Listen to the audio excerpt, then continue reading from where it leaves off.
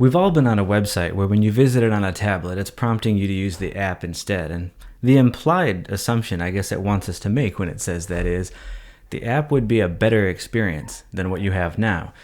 The web experience is going to be maybe buggy, maybe not as smooth, maybe not as feature rich. And so you get the app assuming that to be true. And as long as the UI is pretty intelligent and the experience is good, nobody really questions that a lot of the time. But there are some apps that really miss the mark here. And in the case of, say, an iPad Pro or flagship models of Samsung and other Galaxy tabs, really stop it from being a pro device the way that it could be. To the point that, as I have commented in other videos when I have reviewed the iPad Pro and was trying to answer the question, is this device really pro, and could it really replace a laptop? The answer in a lot of cases is yes. And what's most frustrating to me about when the answer is no is that quite often it's not no because there's some inherent limitation of the iPad that you're like, it's not a MacBook, it can't do it.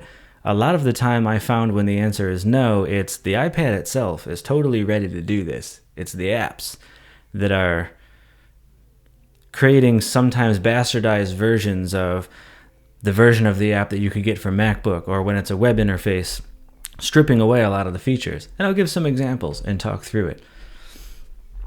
Google Docs, great example. You can go to the website on your iPad or your Galaxy tab and use the web interface to write documents. And it's pretty much the same as using it on your laptop or your desktop PC. And it's good. One of the times it prompted me to use the app, though, I tried it and almost immediately was uninstalling the app and going back to the web interface. They were focusing so hard, obviously, on we want to create a streamlined experience that's distraction-free and whatever, that it came at the expense of when you want to change the formatting, when you want to change elements in the document, it's actually more clicks. It's buried in menus that are not clear initially where to even find them. Whereas on the web interface, you have the standard word processing, file, edit, view, etc. It's pretty straightforward to find what you're looking for, no matter what device you're using. To me, that's an objectively worse experience. That the only advantage maybe it has is, well, when you're in a browser, you're losing some screen space to the browser portion at the top, and in the app, you're not. Yeah, but if the rest of the app experience is bad, I'm not going to use it. Google is guilty of this in other apps, arguably even more geared at pros, such as Google Analytics. As an SEO professional, that's one that I use frequently. Another great example of, I often am on a MacBook using it on the website, and that's the standard way that you interact with it. And when I've on and off used the app, it's just not a good experience. Same problems. The UI is either confusing or it's dumbed down, or I feel like I'm fighting to try to get at some of the data that's very easy to just do on the full desktop experience, and so I'm not going to use the app. YouTube. When I did my first iPad Pro review, I wanted to consummately take in the experience, and so I set myself a goal at that time. For 2 to 3 weeks, I would exclusively use the iPad Pro for all aspects of my life, personal and professional. I would keep my laptop or Surface tablet across the room. I would not touch it, and I would only use that. And that at that time included having to make more YouTube videos along the way. And so I got to see very quickly how limited some of these apps are artificially. I'll walk you through the process so that you could see how convoluted it can be. So they may, obviously on your desktop computer, when you're finished editing your video and you've rendered it, you can just go to youtube.com, sign into the account that your channel is under, and say upload, and do it. You can get that far on an iPad through the browser, and it will act like it's going to let you upload the video that way, but it will hang in the upload every time because it wants you to use the app. Okay, you might be thinking, well, I'll just use the YouTube app. Well, no, the base YouTube app on a tablet cannot upload videos. It wants you to get the separate YouTube Studio app. Okay, fine, I'll just get that app, you think. Well, then you go to it and you find immediately when you're trying to find your video, oh, this app is set up to only acknowledge videos from your photo gallery. If you're a real pro working with the iPad's file system to organize all your projects, do you have your rendered videos in your photo gallery? Very likely not. So now what it requires you to do is find your video, copy it, and tell it to move it to the photo gallery just so that you could upload it through this app, which, by the way, doesn't let you change all of the settings that you'd want to change with thumbnails and things like that in it. So then after you're done uploading and editing the parts that you can do, you do have to go into the regular YouTube app to take the file that you've now uploaded and finish setting up all the settings and publish it. And then, since you don't want to be wasting disk space with your video two places, you got to go back into your media gallery and delete the video so that it now once again only exists in the file system. That is an unbelievably convoluted process for what on a laptop is just, I'm logged into YouTube and I click upload, and then I've got all the stuff I need and I hit publish. That is not the iPad's fault. That is 100% YouTube being silly and making you jump through all kinds of hoops when you're on a tablet. And so those are the kinds of experiences where if you're trying to do real pro work on an iPad, you may find yourself frustrated and reaching for your laptop again, and it would have nothing to do with an inherent limitation of the iPad itself. More examples of that. Affinity Photo. No one who uses this app is a casual user. People who would use this are either professional photographers, professional graphic designers, or serious amateurs who are looking for something that's a real Adobe Photoshop alternative. And when you use it on, say, your MacBook, it's a very full-featured, fairly easy to use, not convoluted app. It's great.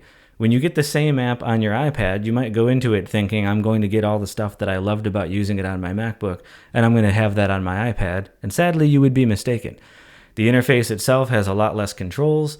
It's clunky. Just read the reviews on it in the App Store. It's difficult to use. It's a bad experience. It made me frustrated. And similarly in Lightroom, for photos, you think you're going into the same experience, and although most of the app there is fairly similar to the desktop version, it only, every time you move a photo into your library, it wants to cloud sync it. And there's no way that I have found, manually trying to find it in the app or looking it up online, no way I have found to disable that. It seems like it's beginning with the assumption, well, people on an iPad don't have as much storage as a desktop computer, so of course you want to use the cloud. And I would challenge that by saying, think of the type of person using Lightroom. They're probably a professional photographer or at least an enthusiast. The type of person who buys an iPad or an iPad Pro meaning to do photo or video editing did not get the base model with no storage. At least give them the option not to use cloud. I don't want to use cloud. And on my MacBook, that's no problem. You just tell it not to, boom. You copy things in, you can find them, you can do what you want. I'm constantly fighting with it on the iPad. It from step one. It's like the minute I open the app and I'm trying to pull a photo in, I'm already getting frustrated. It's a bad experience. And it's not how it has to be, because there are app makers that get this right and seem to understand it. LumaFusion, great example, video editing software. When I was going through that 3-week exclusively using the iPad period before, I used LumaFusion to edit the videos. That part of it was pretty seamless. It was relatively easy to learn that software. It's fully featured, and I did not feel constantly as I was going through it that I am making sacrifices or compromises to be able to do it on an iPad. It just felt like a pro app that worked like you would expect it to. Microsoft seems to understand the need for this as well. They have a web interface that you can access by logging into your Microsoft account, and you could use a web version of MS Word or Excel. And those, even as simplified web versions of them, to me, are laid out far nicer than Google Docs is. But then they understand the web app is probably the streamed down version you'd want to use just to get some thoughts out, write grocery lists, whatever you're going to do to share a document quick. And they have the assumption, if you're trying to download the actual Microsoft Word app, presumably you want the full Microsoft Word experience, and we'll give it to you. And it doesn't matter whether you're on a laptop or an iPad, it's a recognizable version of Microsoft Word. In my opinion, that is the right way to look at it. Obviously, unlike Google Docs, who even when you download the app, it's not the full Google Docs experience. It feels shifted and reduced. I feel like maybe the reason a lot of this happens is that iPads and other kinds of tablets have been entertainment devices for over 10 years. People would say, I use my iPad to watch YouTube, to watch Netflix, to check social media. And so maybe these app developers are making the assumption, well, most iPad or Samsung tablet users are just casual, for fun. So I need to design the app with a casual user in mind, and I think that's a mistake. I think what they need to do is say, even if it were objectively true that whatever the number is, say 70% of iPad users are casual users, you would have to look at an app like Affinity Photo and say, but the people using your app are not casual users. They are enthusiasts, advanced users. They want the features, and they want it to be laid out intelligently. You're not designing for that person over there. You're designing for this person who would use this product. And if the product feels dumbed down, that person is going to say, this is a bad experience and I don't have all the features. I guess I got to go back to using my laptop to do this.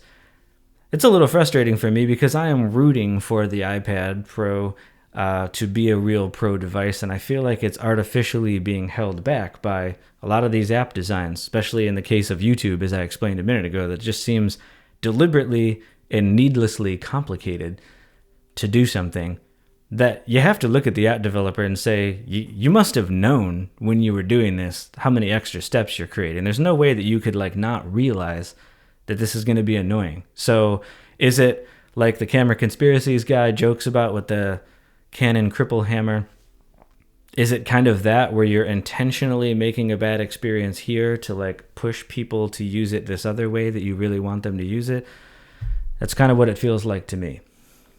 If other people are having some of these similar experiences, feel free to put that in the comments and discuss. I would love to hear what you've thought, especially if you've been using a Galaxy Tab or an iPad Pro for professional work. Let me know your experience. Have you been successful in your mind? Has it been a great experience across the board? Or like me, have you said it's probably 80% a laptop replacement and then there's some subset of stuff that is just being held back? And what are your thoughts on that? Because these are, to me, the things that stop an iPad Pro from feeling totally pro. If there was a gun to my head and I only had an iPhone and an iPad and I had to do all of my pro work on an iPad, I could get it done.